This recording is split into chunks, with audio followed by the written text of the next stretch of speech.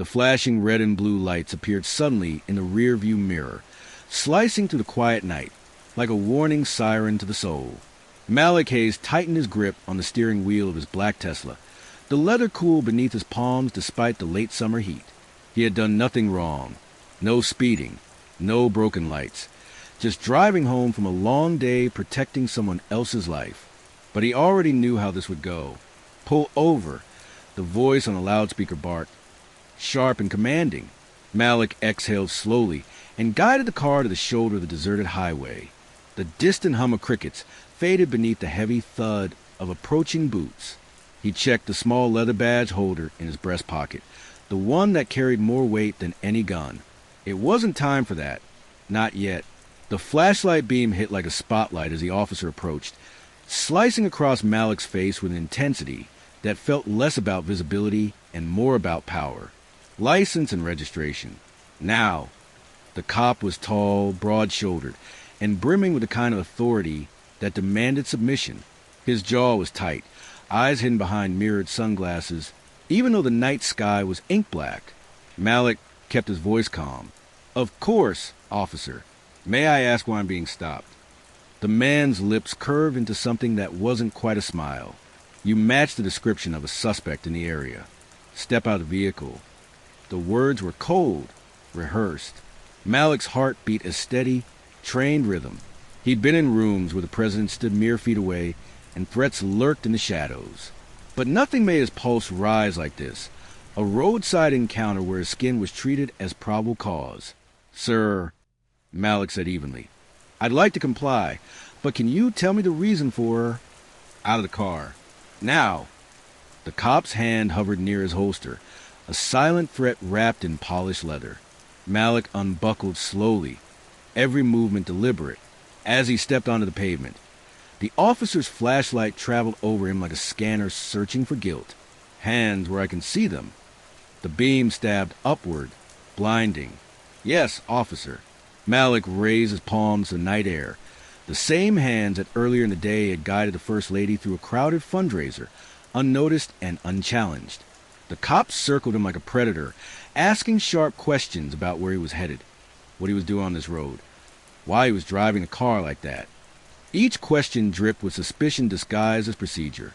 Malik answered calmly, evenly, training keeping his voice smooth while anger burned just beneath the surface. Then came the shove, a firm, unnecessary push against the Tesla's hood.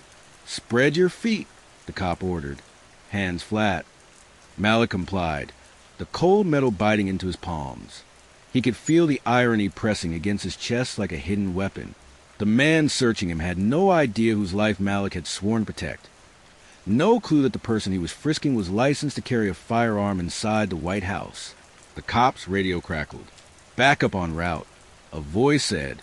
Malik closed his eyes for a beat, centering himself. He had learned long ago that silence could be louder than shouting. But tonight, he also carried something more than silence. "Officer," Malik said, voice steady, "before this goes further, there's something you need to see." The cop snorted. "Hand where I can." I'm reaching for my wallet. Slowly. "My credentials are inside. Don't move until I say." Malik paused, then moved with exaggerated care. From his inner pocket, he pulled out the black leather badge holder. He flipped it open with a quiet snap. The silver and gold emblem caught the flashlight's glare. United States Secret Service. The officer froze.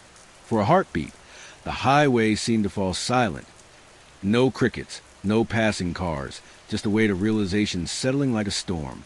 Malik's voice remained calm. "My name is Special Agent Malik Hayes. I'm assigned to the Presidential Protection Division. Here is my federal identification and service weapon permit. Would you like me to call my supervisor, or would you prefer to explain this to the Department of Homeland Security yourself?" The cop's mouth opened, then closed again. The hand that had hovered near his gun now twitched awkwardly toward his belt. Behind the mirrored sunglasses, his eyes darted, calculating, scrambling for an exit. He stammered. This was just a routine stop. Routine. Malik's voice sharpened just enough to cut through the night. "You drew your weapon on a federal agent driving within the speed limit. Would you like me to request body cam footage for my report? The man stepped back, color draining from his face. I didn't realize. That, Malik said softly, is exactly the problem. The officer's backup arrived just then. 2 patrol cars sliding onto the shoulder, lights washing the scene in red and blue. They stepped out, hands instinctively hovering near their weapons, until they saw the badge glinting in Malik's hand. Confusion flickered across their faces as the first cop scrambled to explain. Malik closed the badge holder and tucked it neatly into his pocket, every movement deliberate. He turned to face the officer who had stopped him. "Tonight, you pulled over a man you assumed had no power," he said quietly. "But power isn't always loud. Sometimes it rides quietly in the passenger seat until the moment you underestimate it." The officer swallowed hard, sweat shining at his temples despite the cool night air. "I apologize, Agent Hayes." Malik looked him in the eye, letting the silence stretch until it became unbearable. Then he nodded once. "Drive safe," he said, sliding back into his Tesla. The engine purred to life. As Malik merged back onto the highway, the flashing lights faded in his mirrors like a retreating nightmare. But his chest still burned, not from fear, but from the knowledge that his badge had been the only thing standing between him and the unthinkable. He thought of the young black men who carried no federal credentials, who faced nights like this with nothing but a driver's license and a prayer. For them, there was no badge to end the nightmare. Malik tightened his grip on the wheel, eyes narrowing on the dark road ahead. Justice had been served tonight, but the fight was far from over. Somewhere behind him, the cop was making frantic calls, scrambling to explain. Somewhere ahead, Malik knew, others would need protection far, beyond the reach of any flashing lights. And tomorrow, Malik had an assignment inside the White House. A meeting with someone whose name the officer would recognize in a heartbeat. The next time their paths crossed, Malik intended to make sure that officer heard a voice far more powerful than his own. The highway stretched into the darkness, endless and waiting. Malik pressed the accelerator, a quiet storm gathering beneath the smooth hum of the engine. The morning sun spilled over Washington, D.C., gilding the marble columns of the federal courthouse in a light that felt almost symbolic. Malik Hayes adjusted his tie as he stepped from his Tesla, the same car that had become the stage for a night he would never forget. Today wasn't about a traffic stop anymore. Today was about accountability. Inside, the air smelled of polished wood and quiet tension. Reporters buzzed in the hallway, their cameras clicking like restless insects. Word had spread quickly. A Secret Service agent had filed a formal complaint against a local police officer for unlawful stop and racial profiling. The city wanted answers. The department wanted damage control. And Officer Craig Benton, the cop who had pulled Malik over, wanted this all to disappear. Malik walked with measured steps, each click of his shoes echoing against the marble floor. His training demanded composure, but beneath his calm exterior a storm brewed. This wasn't just about him. It was about every name that never made the headlines, every voice silenced by a system designed to protect itself. As he entered the courtroom, Ben was already seated at the defendant's table. Gone was the swagger from that night on the highway. His uniform was pressed, but his shoulders slumped under the invisible weight of public scrutiny.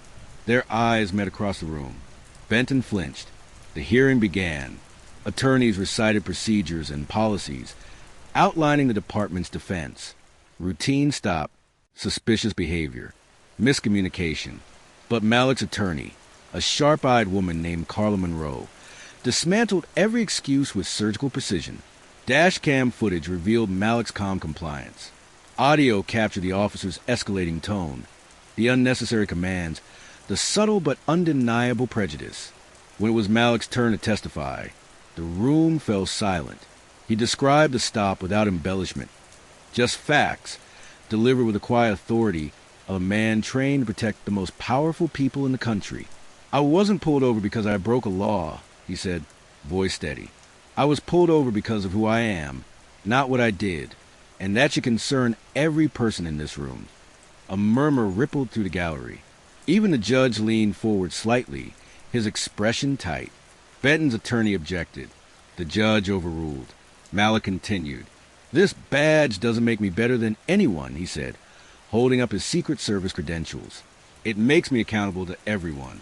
I only wish the same could be said for those who stopped me that night." The words landed like a hammer. Benton shifted in his seat, jaw tightening. For the first time, the man who had wielded power so casually now sat stripped of it, under the gaze of a system he could no longer control. After hours of testimony, the judge recessed for deliberation. The room exhaled, tension still coiled like a spring. Reporters rushed into the hallway to broadcast updates. Benton remained seated, staring at the table as if answers might appear in the grain of the wood. Malik stepped outside the courthouse steps, greeted by a wall of microphones and flashing cameras.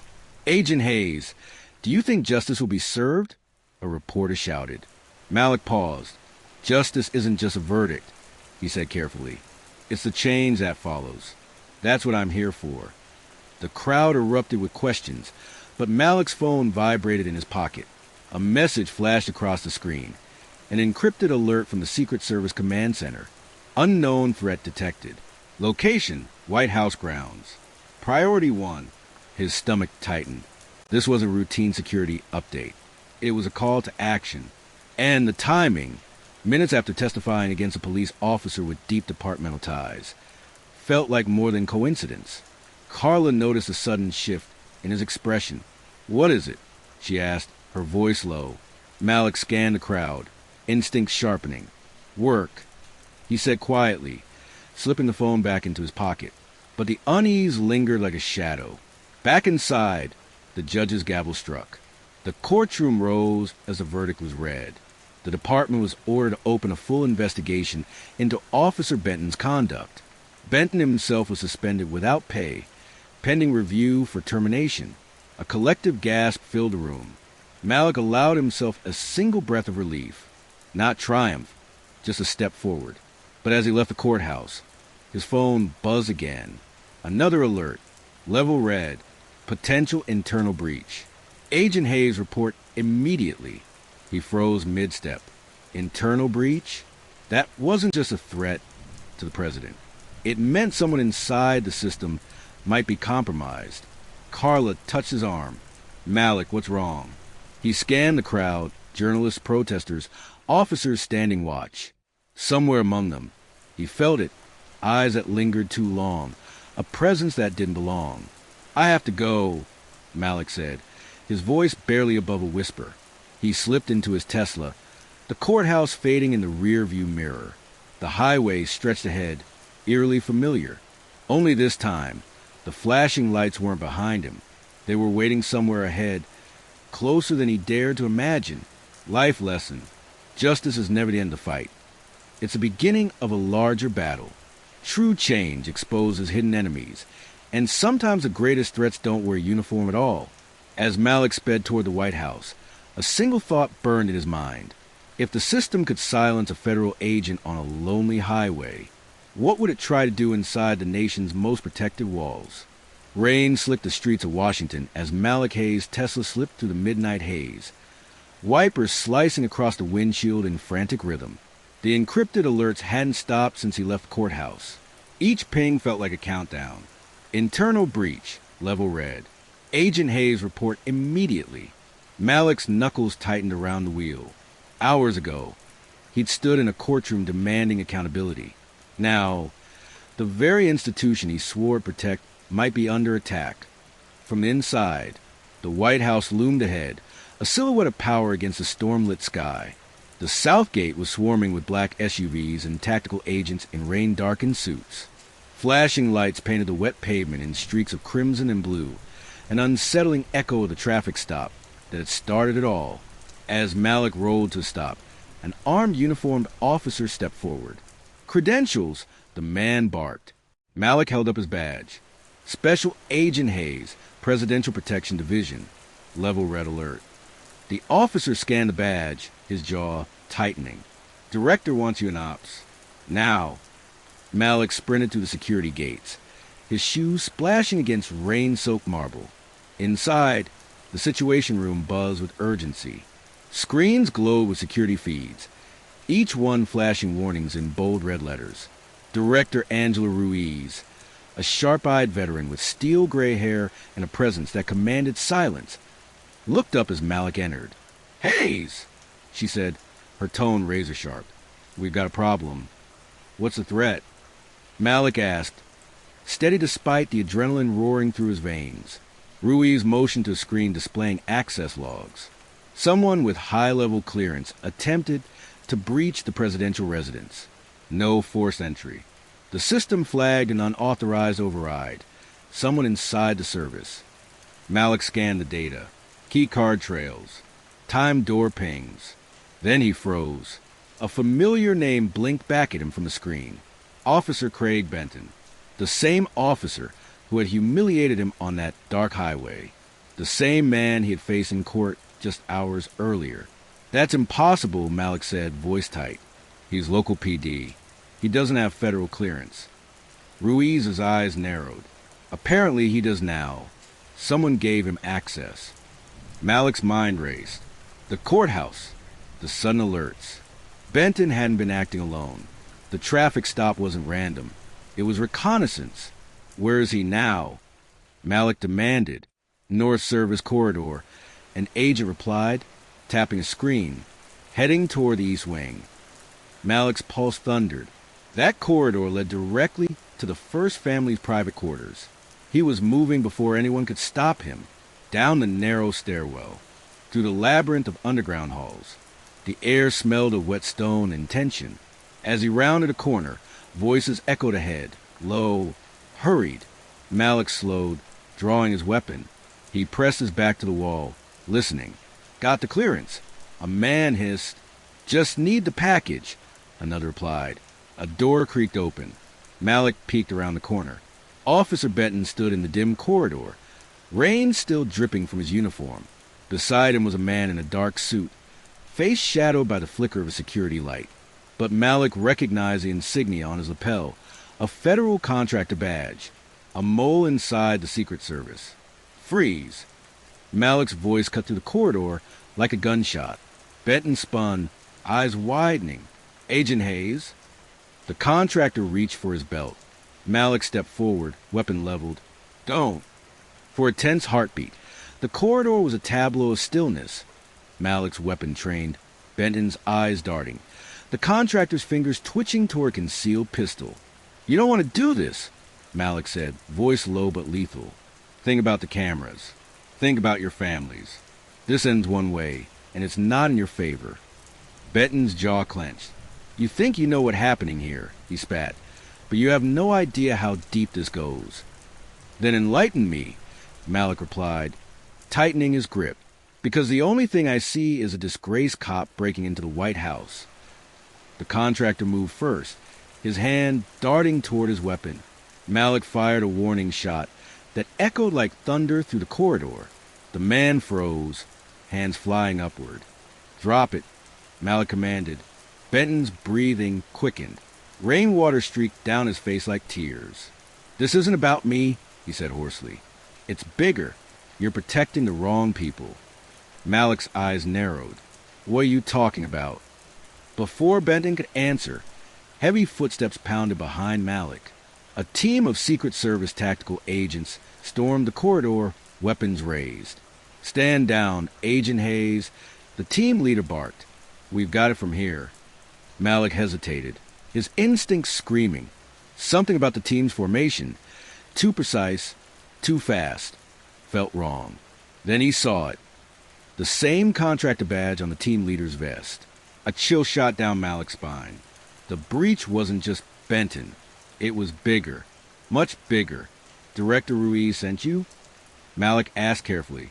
The team leader smirked. "Director Ruiz won't be sending anyone anymore." Malik's stomach dropped. The White House wasn't just under attack. It was being taken. Before he could react, the lights flickered and died. The corridor plunged into darkness. The only sound a steady drip of rainwater from the ceiling. Benton's voice broke the silence. "Hayes, you don't understand. They're not after the president. They're after you." A single gunshot cracked through the darkness. Then silence. When the emergency lights flickered back to life, Benton and the contractor were gone. The tactical team had vanished too. Only Malik remained, weapon drawn, heart pounding in the cold air. His earpiece crackled to life. "Agent Hayes," a faint voice whispered. "This is Director Ruiz. If you can hear me, trust no one. They're coming for you next." The line went dead. Malik stared down the empty corridor. The weight of the night pressing in on him. The traffic stop. The courthouse. The breach. It was all connected. But why him? And how deep did the conspiracy go? He holstered his weapon and started down the hallway, each step echoing like a countdown to a war he hadn't signed up for but could no longer avoid. Life lesson. Sometimes justice exposes more than wrongdoing. It uncovers enemies hiding in plain sight. Standing for what's right means risking everything, even when the system itself turns against you. As Malik disappeared into the shadowed halls of the White House, a single thought burned in his mind like a warning flare. If they wanted him silenced, they had no idea who they were dealing with. The fight isn't over.